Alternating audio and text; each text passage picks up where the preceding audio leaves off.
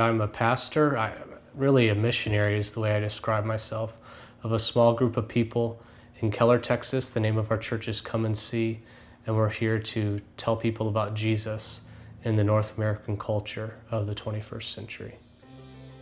We picked Keller in part because of the demographics. This is a global mission project at Texas Conference and the Southwestern Union, and Tom Evans, the church planting coordinator, thought Keller would be a good place because of the demographic area. Our target audience are echo boomers. Another name for them is millennials, people born between 82 and 2001. And 85% of the population of Keller consists of echo boomers and their families. So for the demographic purposes, it was a good place to come.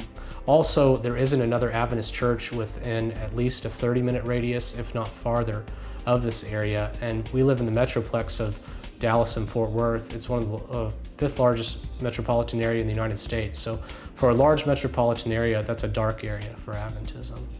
And so we came, and this is something I wanted to do from when I was 16, was move to a place and tell people that God loved them, because I believed then and I believe now that if people only knew how much God loved them, they couldn't help but love Him back. I think one of the most interesting stories is when Nadine was in a car on the ride to the hospital because she had called the police because she was wanting to take her life. And I was out of town, I was on vacation, and so she called the police and they were taking her to the hospital. When the police officer was talking to her in the back seat, she started telling him about Come and See, and she told him that it was the only thing that she has. And as a result of that, the police officer and his wife are now attending church as a result of him giving her a ride to the hospital when she was going to commit suicide. Now, that is awesome to me, because Paul says that in our weakness we're strong, and to me that's a prime example, because Nadine was so weak and Jesus used her to bring another person to Him. In John 6, the disciple John, who's known as the Apostle John, who some of us know as Saint John, he talks about Jesus as the bread of life. Your ancestors ate the manna in the wilderness, yet they died. But here is the bread that comes down from heaven, which people may eat and not die. And Nadine's going to talk in a little bit, and she's going to talk about what some people think it looks like to follow Jesus. And then she's going to share with you what she's found as she's been here and she's been learning how to die with Jesus. Now, that doesn't mean that she has it all figured out, because she'll be the first person to tell you that she doesn't. But it does mean that she's living life as an active disciple. I always had this idea that you had to do something.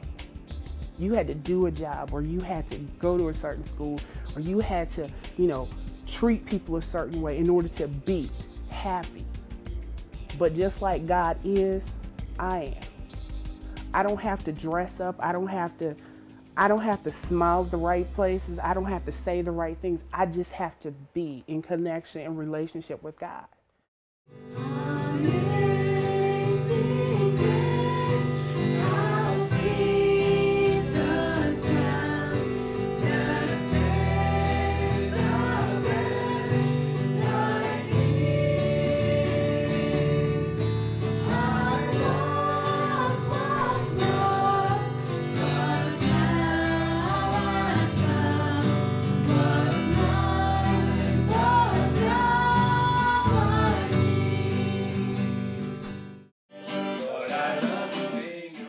I can't ever see myself doing anything else, because I love living with people that don't know Jesus.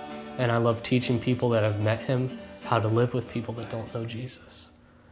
But if it hadn't been through the difficulty of planting this church, and financial difficulty and resource, lack of resources, I wouldn't have had to just trust God for everything.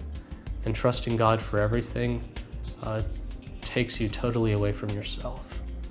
And when you don't rely on yourself anymore, then there's power, because like Nadine, when you're weak, you're strong.